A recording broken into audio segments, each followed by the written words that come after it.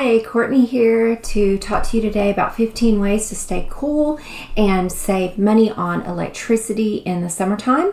Some of these things will help you save money in other ways as well, but we are going through a heat wave here where I live in Arkansas.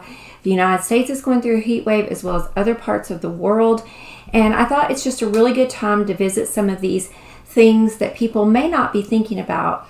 Your utility bills may often go up in the summertime, and we need to be prepared for that. So it's a good way to also save in other areas so we have the money to pay those utility bills. But we want to do what we can to cut them as well and still stay cool while doing it. If you like this kind of content, please subscribe and give it a thumbs up if it brings value to you. I appreciate you. First of all, go through the house and close all of the blinds and curtains that you can. This reduces the heat coming into the house in the hottest part of the day. And what I do is in the morning, the blinds will open them for sunlight.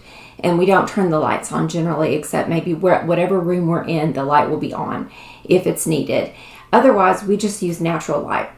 So in the morning, the sun is coming in through the back of the house, and we do use that light. But as it gets hotter, I close those. And then in the afternoon, it's on the west side, and it is brutal. And I close all of the blinds that are facing the sun in the afternoon. Yesterday, I was at Big Lots, and I found some blackout curtains, and I put those up. They were less than $30. I just got the most neutral ones that I could find. It was 4 panels for $30. I am not sponsored. I do not have enough subscribers to be sponsored. So I did find those at Big Lots, places like that. You can often find a great deal, and they're definitely worth the money. The next thing is to turn on your fans. Fans will make you feel like it's 4 degrees cooler than it really is. Also, if you have animals, that can be really helpful for them as well. You only need the fan in the room that you're actually using. It's not necessary to have them on in other rooms. So if you or your animals are in those rooms, it can definitely help you feel cooler.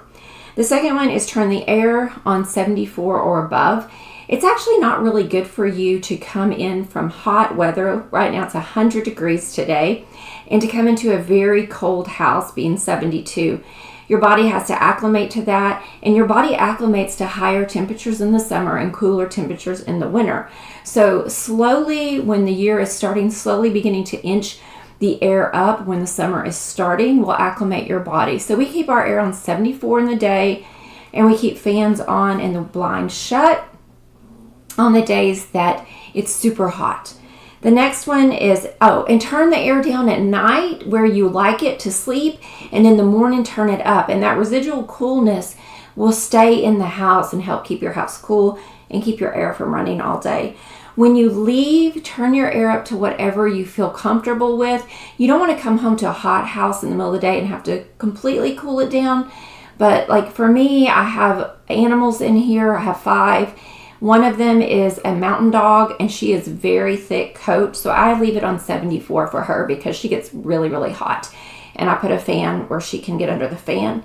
But I probably would put it on 76 if I didn't have her.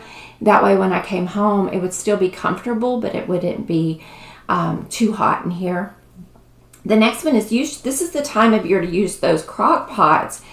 Use your crock pot, use your rice cooker, use your blender, and your microwave, and any other thing that doesn't vent out heat. Air fryers often put out a lot of heat. Ovens put out heat. Propane stoves put out heat. I think convection cooktops would be a lot cooler. I don't know because I do not have one, and nor have I in years. But you want to avoid using things that have a flame or that vent out a lot of heat, because they will heat up your kitchen substantially a few degrees.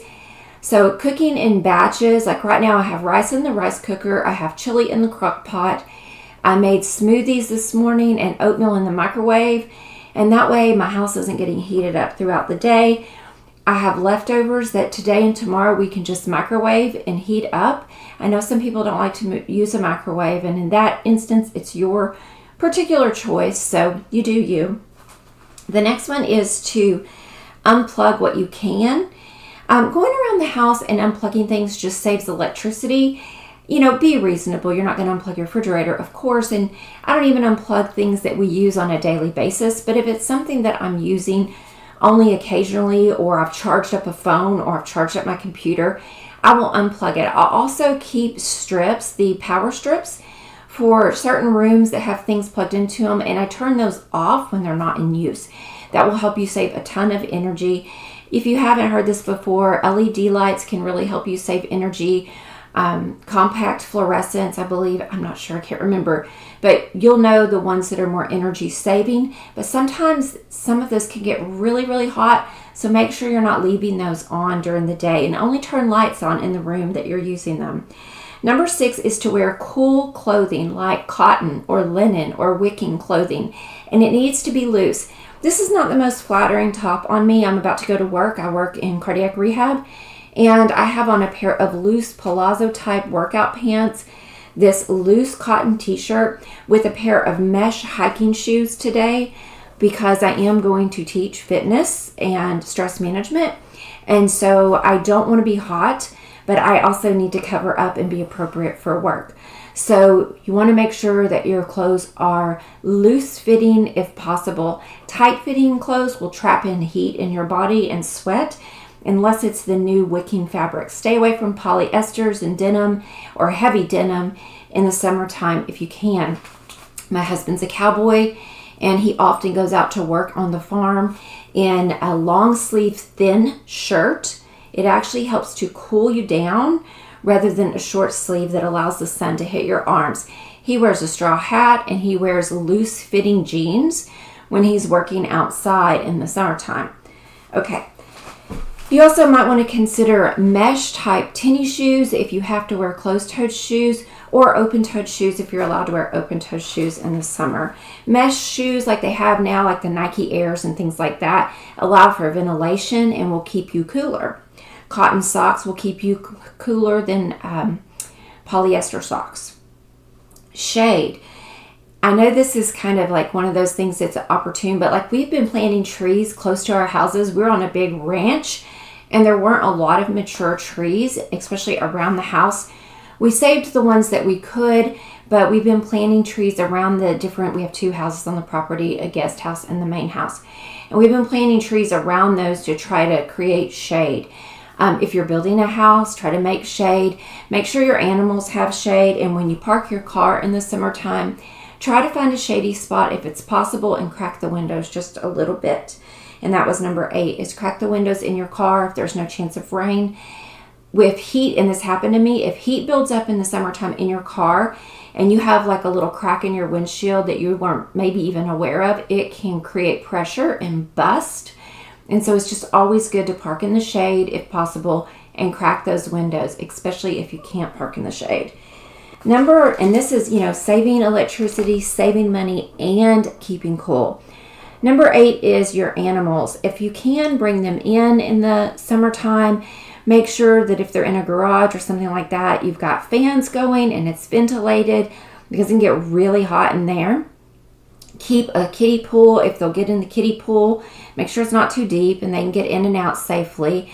Keep fans on and lots of cold ice water for hydration. By the way, I live on a ranch and we have a bunch of rescued animals, and no, we do not want any more.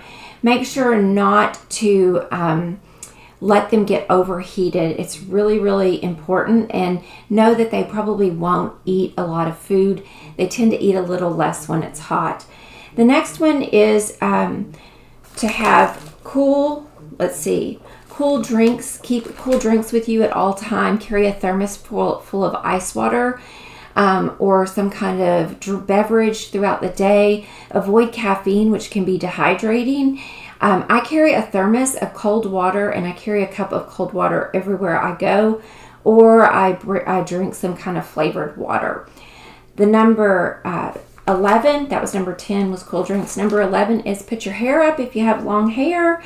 Get it off your neck. That creates heat and stickiness, and hair products can break you out and create acne. So get that hair off your neck and off your face. To be honest with you, probably by the time I get home today, my hair will be tucked behind my ears, because that's how hot I get. Number 11 was hair up. Number 12 is light makeup. If you wear makeup, I use a powder type makeup in the summertime. It's actually not a foundation, but that's all I wear. A little bit of mascara, blush, and lipstick. That's all I have on today. I think I did use an eyebrow pencil today. But I don't use heavy makeup or the lotion type makeups in the summertime. So if you can get away without using the liquid foundations and things like that, they often can be really sticky and heavy and run in the summertime. And that doesn't make you feel very good. And they kind of trap in oil and heat, or they feel hotter because they're sticky. Number 13 is, if you live in a place like I do and you're going to do an outside activity, find a cool body of water. I live in near a national park and national forest, and there are a lot of natural springs. So there are some cool springs. My husband and I drove to one this weekend, and when we were coming down the mountain and coming to the spring, about a half a mile before we got to it, you could feel the cool air come up and change. And so even just getting out where there are a lot of trees help, they help shade and cool the earth. So places where there are a lot of trees and cool water and things like that, find places like that to get out into if you have that available to you. If you're in a desert or something, I don't know, maybe you could share with me in the bottom what you do to stay cool outside in the summertime. You guys don't have the humidity like we have, which our humidity, if it's 100 degrees outside, it can feel like it's 111. It is brutal. There is a joke going around, like, you want to know what it's like to live in the South? Go take a wet shower or take a shower. Don't dry off and put all your clothes on. That's exactly how it is in the South. So leads me to number 14, which is avoid sticky deodorants and lotions in the summertime.